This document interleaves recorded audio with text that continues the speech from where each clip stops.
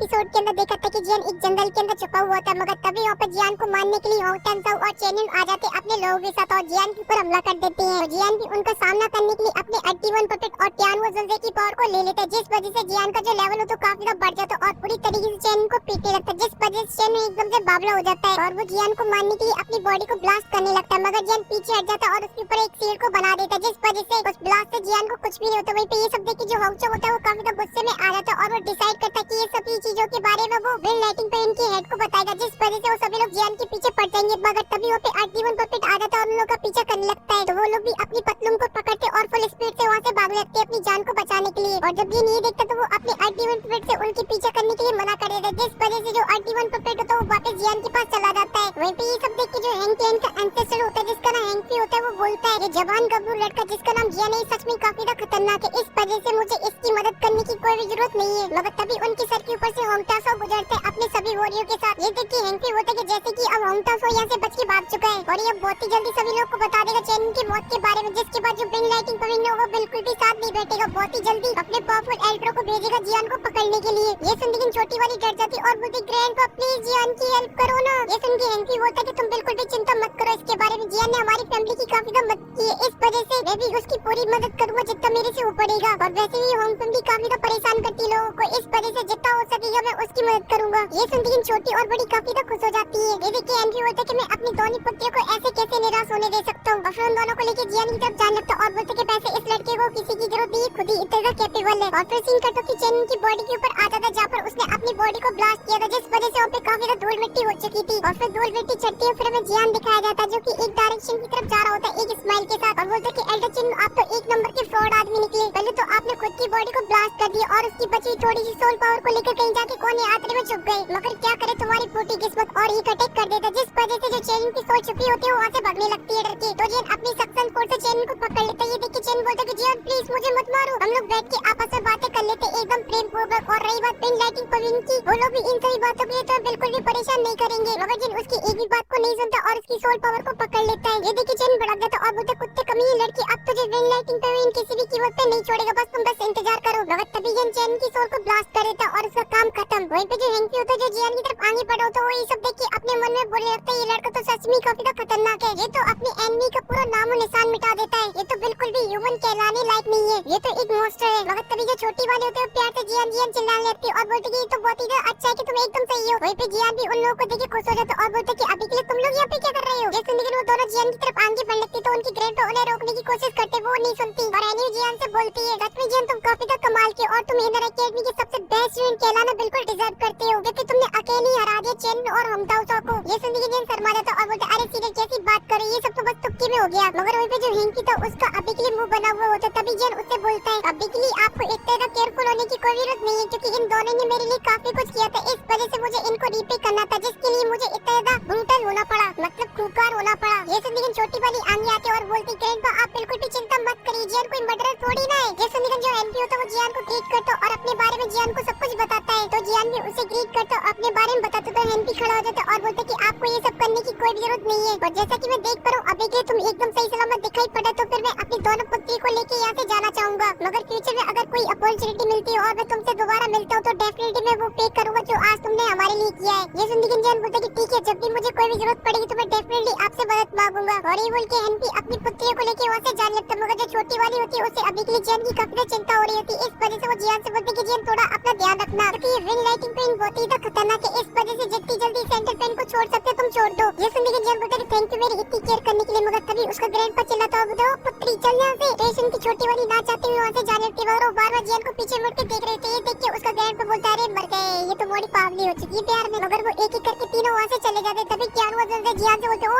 तेरी लड़की तुम तो सच में काफी ज्यादा लकी है, क्योंकि तुम्हारे पास कितनी सुंदर सुंदर लड़कियां हैं। ये सुनने के बाद एक स्माइल कर देता, तभी क्या हुआ जल्दी बोलती कि लड़की अभी के लिए तुम काफी ज्यादा वीक हो, मगर तुम्हारी किस्मत अच्छी है कि तुम्हारी अभी के लिए जो बॉडी वो काफी ज्यादा स्ट्रॉन्ग है, वरना कोई और बॉडी होती वो मेरी सोल पावर की वजह से फट जाती। ये सुनने के जियान बोलता कि आप बिल्कुल भी चिंता मत करो, मैं बहुत ही जल्दी डाउ जोन से ब्रेक थ्रू कर लूंगा डाउ जोन के अंदर। ये सुनने के क्या हुआ जल्दी बोलते कि ये तो बहुत ही अच्छी बात है, मगर एक बात का याद रखना तुम मेरे लिए बॉडी डिफाइन करना मत भूल जाना। ये सुनने के जियान बोलते कि आप बिल्कुल भी चिंता मत करो, मैं बहुत ही जल्दी आपके लिए एक बहुत ही कमाल की बॉडी को रिफाइन करूंगा, और वहाँ से निकल जाता है। और फिर इसी के साथ सीन कट हो जाता है, फिर हमें विंड लाइटिंग पविन का नॉर्दर्न हेडक्वार्टर दिखाया जाता है, जब पर अबिगली उनका लीडर खड़ा हुआ होता है और उनके सामने 3 एल्डर और काफी सारे वॉरियर भी खड़े होते हैं। तभी लीडर उन सभी लोगों से बोलते हैं अबिगली चैन की सोल प्लेट है वो टूट चुकी है। सुनती वो एल्डर काफी ज्यादा शॉक हो जाते हैं और एल्डर चैन नहीं बोलता है गुस्से से इतनी किसकी हिम्मत सेंट्रल पेन के नॉर्दर्न रीजन के अंदर जिसने अबिगली हमारे विंड लाइटिंग प्रोविंस के एल्डर को मारने की हिम्मत की। ये सुनती उनका हेड बोलता है इसके बारे में मुझे नहीं पता है, मगर मुझे ये पता है चैन लास्ट टाइम टैनबी सिटी गया था होमटाउन की मदद करने के लिए। इस वजह से मैं तुम तीनों एल्डर से बोलता हूँ कि अबिगली टैनबी सिटी जाओ और इसके बारे में पता करो और उसके बाद ये किसने भी किया उससे फर्क नहीं पड़ता, उसे पकड़ के लेना और फिर उसके बाद बात करेंगे, क्योंकि बात कोई छोटी मोटी नहीं, कोई भी अवध वो आएगा और विंड लाइटिंग प्रोविंस की एल्डर को मार के चला जाएगा। और फिर इसके साथ सीन कट हो जाता है। फिर हमें एक सिटी का सीन दिखाया जाता है जहाँ पे सभी लोग आपस में बातें कर रहे होते हैं। अरे तुमको पता है ये लड़का बहुत ही ज्यादा खतरनाक है, क्योंकि इसके पास एक चाकू और ये अपने चाकू से सभी लोगों को मार देता है। यहाँ तक कि मैंने तो ये भी सुना इसने विंड लाइटिंग प्रोविंस की एक एल्डर को ही मार डाला है। ये सुन के दूसरा बंदा बोलता है अरे ना ऐसा तो बिल्कुल भी नहीं हो सकता, देखो जाके शकल देखने में ऐसा लग रहा है कि 20 साल का होगा। मगर तभी ये वहाँ पे आ जाता है और उन लोगों की बातों को सुनते हुए वहाँ से आने जाने लगता है। जब पर अभी लोग उसी फाइट के बारे में बात कर रहे थे कि किस तरीके से जिया ने चेन और होंगटैन को मारा था। मगर तभी एक बंदा बोलता है कि भले ये लड़का कितना भी ज्यादा पावरफुल हो मगर विंड लाइटिंग प्रोविंस इसे बिल्कुल भी जिंदा नहीं छोड़ेगा। ये सुनकर एक बंदा बोलता है कि तुमने बिल्कुल सही बोला, मैंने तो यहाँ तक सुना है अभी के लिए जो हैंड फैमिली उसे गिन लिया गया विंड लाइटिंग प्रोविंस के द्वारा। ये सुनकर एकदम से रुक जाता है और उनकी बातें सुनने लगता है। तभी एक बंदा बोलता है अगर इस लड़की को उन लोगों ने नहीं सौंपा तो विंड लाइटिंग प्रोविंस की एल्डर पूरी हैंड फैमिली को तबाह कर डालेंगे। तभी दूसरा बंदा बोलता है ये जियान लड़का इतना तो बेवकूफ थोड़ी ना होगा जब वापस हैंड फैमिली जाएगा और उनके ट्रैप में जाके फंस जाएगा। ये सुनकर जियान होता है वो अपनी कदमों को मोड़ लेता और वापस वहाँ से जाने पे ये देख के जानवर से बोलते कि लड़के तुम्हारा वापस प्लान तो नहीं है हैंड फैमिली जाने का, अगर है तो मैं बता दूं कि वहाँ पर अभी के काफी सारे पावरफुल लोग होंगे। रेशन की जन बोलते कि मैं ऐसे बैठ के ये सभी चीजों को होते हुए नहीं देख सकता हूँ जो अभी की हैंड फैमिली के साथ विंड लाइटिंग प्रोविंस कर रहा है। ये सुनकर जानवर से खुश हो जाते और बोलते कि लड़के तू सच में एक कमाल का मर्द है और साथ ही तुम एकदम टेंशन फ्री हो जा, तुम्हारा कोई भी कुछ भी नहीं बिगाड़ सकता, मैं हूँ जब तक। ये सुनकर जान बोलता है थैंक यू जानवर से इन सभी चीजों के लिए। और फिर जिन अपने वोन विंग्स को निकालता और वहाँ से निकल जाता टैनबी सिटी के लिए। और इन पे खड़े लोग जब जियान के वोन विंग्स को देखते तो पहचान जाते और बोलते अरे ये तो जियान है ना,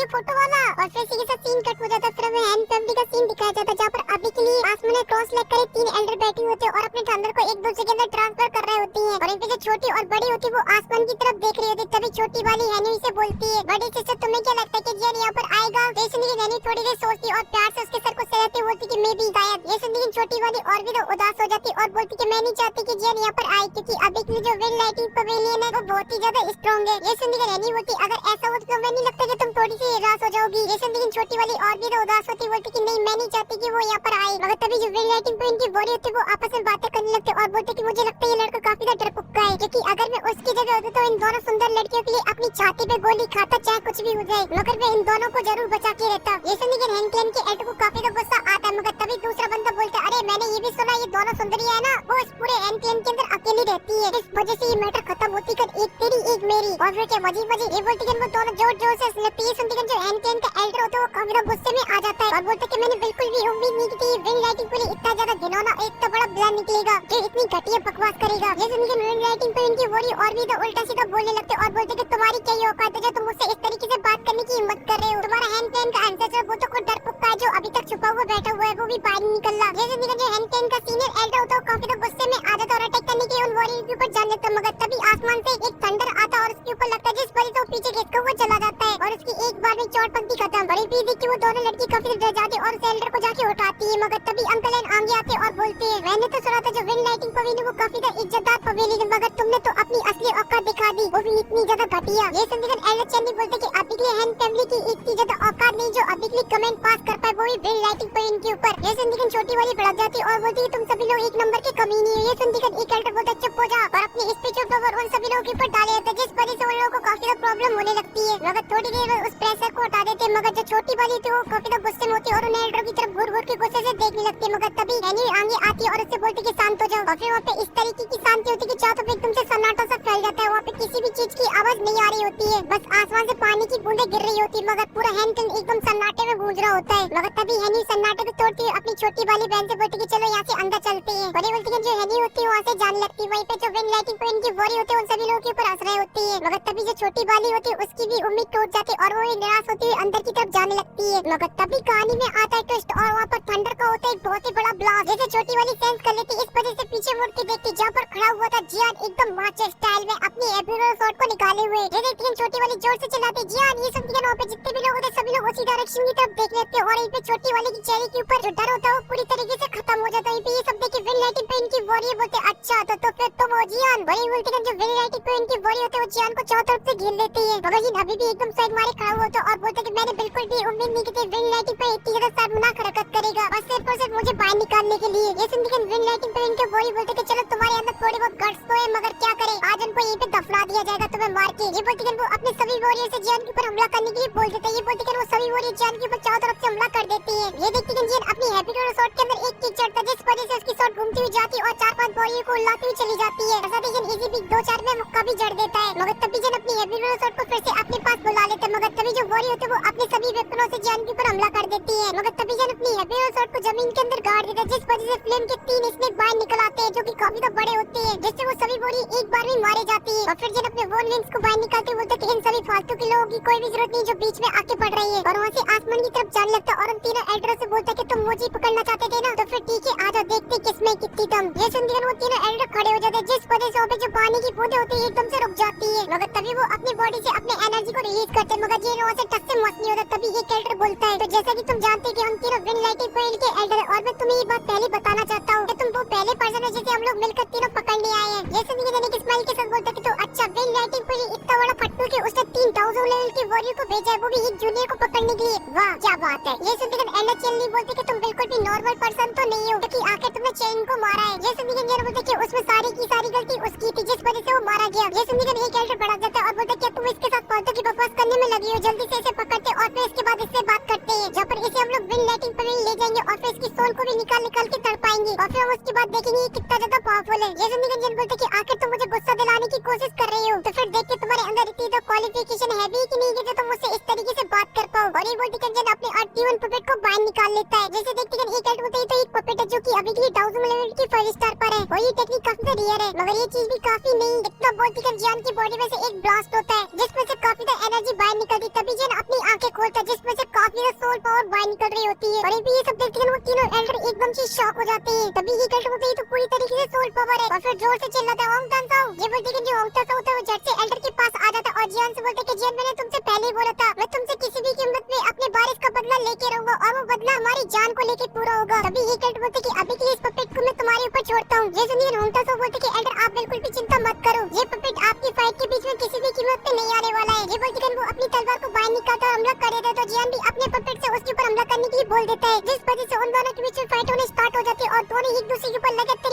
हमला करने लगते हैं। और अब तीनों एल्डर की नजर जियान के ऊपर होती है इस वजह से वो तीनों एल्डर अपनी डीके को निकाल लेते हैं और अपने सभी वॉरियर से एक फॉर्मेशन को बनाने के लिए बोलते हैं और उस फॉर्मेशन का नाम होता है 9 हेवन थंडर फॉर्मेशन जिसमें विन लाइटिंग पे इनकी वॉरियर सभी अपनी डीके को बाहर निकाल लेते जो कि उनकी थंडर डीके होते हैं और उसे आसमान के अंदर डाल देते जिस वजह से आसमान के अंदर एक बहुत ही बड़ी फॉर्मेशन बन जाती है जिसमें से काफी वो थंडर हो रहा होता है जिस वजह से आसपास के जो पहाड़ होते हैं वो भी टूटने लगते हैं और इन पे जो फॉर्मेशन होती है उसके अंदर से एक बैरियर निकल लेता है जिसे देख के जियान भी काफी हैरान हो जाता है। तभी जो बैरियर होता है उनको चारों तरफ से घेर लेता है इस वजह से अब उसके अंदर से कोई बाहर भी नहीं आ सकता है और न ही कोई बाहर का बंदा अंदर जा सकता है। बड़ी बात अंकल एन को ही पता चल जाती है और वो ये फॉर्मेशन काफी खतरनाक है जिस वजह से अब जियान इसके अंदर ब्लॉक हो चुका है वो भी 9 दिन के लिए। तभी फॉर्मेशन में से 3 थंडर लाइट बाहर निकलती है और तीनों एल्डरों की बॉडी के अंदर चली जाती है। जैसे वो एब्जॉर्ब करते हैं उन तीनों एल्डरों की जो पावर होती है सडनली काफी बढ़ जाती है और वो तैयार हो जाते हैं जियान से फाइट करने के लिए। तभी एक एल्डर बोलता है कि अब तुम्हारा बैकग्राउंड कितना भी ज्यादा पावरफुल बना रहे इससे कोई फर्क नहीं पड़ता है क्योंकि अब तुम्हारे पास सिर्फ एक ही ऑप्शन है वो हमारे सामने हथियार गिराना। ये सुनकर जियान बोलते हैं कि इससे पहले मैं पूरी एन फैमिली को आजाद करा के रहूंगा चाहे फिर कुछ भी हो जाए। ये सुनकर एक एल्डर बोलते हैं अभी के लिए मैटर एन फैमिली से रिलेटेड है नहीं बल्कि हमें उनसे कोई मतलब ही नहीं है। असली मतलब ये कि तुमने अभी के लिए 3000 लाइटिंग विंग को सीखा है मगर अभी के लिए विन लाइटिंग विंग किसी को अलाउ नहीं करता ये सीखने के लिए मगर लड़के तुमने उसे सीखने की गुस्ताखी की है इस वजह से आज तुम यहाँ पे मारे जाओगे। ये सुनकर जियान तैयार हो जाता है अपनी एब्यूरो शॉट के साथ फाइट करने के लिए। तभी एक एल्डर अपनी थंडर को बाहर निकालता है और जियान की तरफ आगे जाने लगता है अटैक करने के लिए जहाँ पर वो अपने पंच के अंदर काफी सारे थंडर को कलेक्ट करता है और उसका एक पंच बनाता है और जियान के जड़ देता है तो जियान अपनी एब्यूरो शॉट से उसके अटैक को रोक लेता है और जब एल्डर ये देखता है वो दूसरा पंच बनाता है और जियान की फिर से एब्यूरो शॉट में जड़ देता है जिस वजह से जियान पीछे खिसका हुआ चला जाता है। मगर इस चीज से जियान एकदम से बावला सा हो जाता है अपनी एब्यूरो शॉट को लेता है और उसके एल्डर के ऊपर लगातार बजाने लगता है मगर एल्डर की स्पीड का अभी के लिए जियान एकदम से वजह से ये लाता घुस ऊपर आ जाता है और लगातार उस एल्डर के ऊपर बजाने लगता है अटैक। इस वजह से उस एल्डर की हालत खराब होने लगती है। ये बात दूसरा एल्डर नोटिस कर लेता है और अपनी एक ब्लेड अटैक बनाता है और जियान के ऊपर उससे हमला कर देता है। तो जियान उसके अटैक को अपनी हेवी स्वॉर्ड से रोक लेता है, मगर तभी इसी चीज का फायदा दूसरा एल्डर उठाता है और आके जियान के ऊपर हमला कर देता है, जिस वजह से जियान थोड़ा सा पहाड़ के अंदर घुसा हुआ चला जाता है। मगर जियान को इससे ज्यादा कुछ नहीं होता है। इसी वजह से जो टोपी वाला एल्डर होता है वो जियान के ऊपर काफी सारे थंड कर देता है। तो जियान उन सभी को डॉज करते हुए से बच के भागने लगता है और इसी चीज का फायदा उठाता है एक मोटा वाला एल्डर आके जियान के ऊपर हमला करता है, मगर जिन उसकी अटैक को भी डॉज कर देता है और उसकी टकलिया में हेवी स्वॉर्ड जड़ देता है, जिस वजह से वो जमीन के अंदर घुसा हुआ चला जाता है। इस वजह से वो दोनों एल्डर काफी तो गुस्से में आ जाते हैं और अपनी फॉर्मेशन को बना लेते हैं, जिस वजह से उनके पास काफी थंडर ब्लेड और थंडर एरो बन जाते हैं और उन सभी से चारों तरफ से जियान के ऊपर हमला कर देते हैं। ये देखते ही जियान अपनी 3000 लाइट मून को निकाल लेता है, मगर इसी के साथ ये एपिसोड भी यहीं पे खत्म हो जाता है। मगर इसके आगे क्या होने वाला है वो आप सभी को जल्द से जल्द जानना है। पसंद नहीं तो लाइक वाइक तो कर ही देना और कमेंट करना तो बिल्कुल भी मत भूलना।